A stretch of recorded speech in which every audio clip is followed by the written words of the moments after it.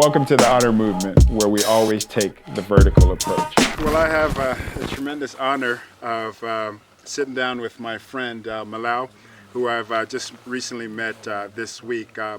Melau is from this area. We're in Tanzania, and as a matter of fact, we are sitting in the heart of the Serengeti. I am looking at a topi right in front of me. There's water buffaloes right behind me. And Melau just told me that the very tree that we're sitting under to have lunch, he's seen 20 lions under this tree before. So we're as in the middle of the Serengeti as you could possibly be. But, you know, I've been so fascinated in hearing your story and, you know, learning more about you. So you grew up as a part of a Maasai tribe, correct? Yeah, I grew up as a Maasai, and growing there is completely different. Yeah. But without you knowing what is other options available out there, Right. you have plenty of fun, and it's a very interesting life. And part of my family are still living in the same life right now. Right. And it's really nice, and they're very happy. They don't know all the other luxuries of the world and the difference. And once you don't know that, then all is good. Right. Yeah, they're living the life. Yeah. Well, I've seen your two-story house, Melau, so you've come a long way from a mud village. But, you know, when we were hearing your story the other day of when you met Peter, and you're just a young boy, and part of it is too, you're not 100% sure what your age is because the Maasai families, they don't necessarily count age, correct? Yeah, I mean, in our culture, we do not celebrate birthdays. Okay. And when someone is born, we don't necessarily put down letters because not everybody is born in the hospital. Okay. So you get plus minus the year, but you never get the date and the month. Right. We have the way we mark our years. Like, they will be told that many years ago we had the year that there was a very big drought. Mm-hmm.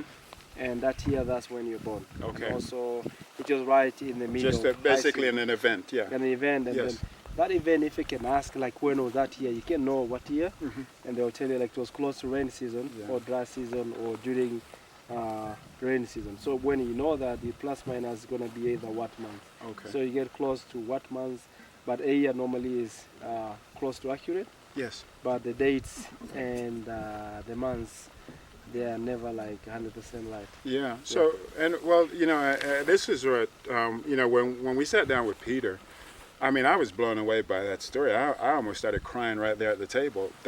So you're in a village, which is beautiful, and, you know, we all can decide what we want to do with our lives. And there's nothing. We've visited a Maasai village and see how peaceful and loving they are. But you make a decision that you want to do more.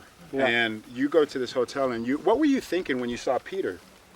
I mean, I was just like the boy in the village and living and trying to chase my dreams. Yes. And I just saw him as a customer. I mean, I didn't know that he was going to be there for me. Yeah. But I just saw him as a customer, and I was trying to provide the best service I can. Yes. And then it happened to be the right person. Yeah. So I didn't expect much when I was talking to him. Right. Yeah.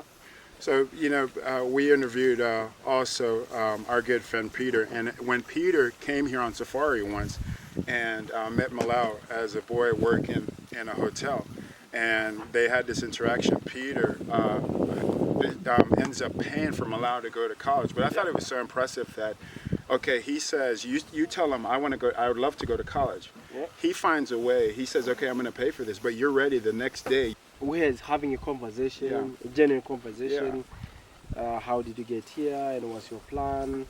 And I told him my plan was like to try to save and eventually go to a school. Yes. And it was like, okay, how much does it cost to go to a school? And I told him how much, and he provided that, and with a card. And then I eventually went. But coming from a society that does not really value education and, due to like the way of life they're living and the way they've been providing for their families, none of them came from education. So it was like, okay, they didn't see the benefit of education at that time. And I had a dream of going to be educated and have my own life.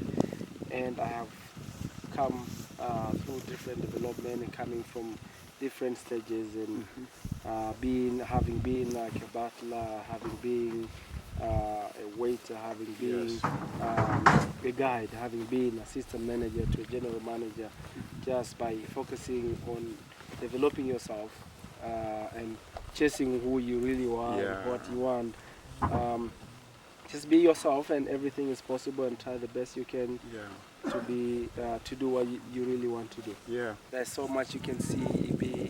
There's a possibility of seeing all the big five of Africa just from our Lord.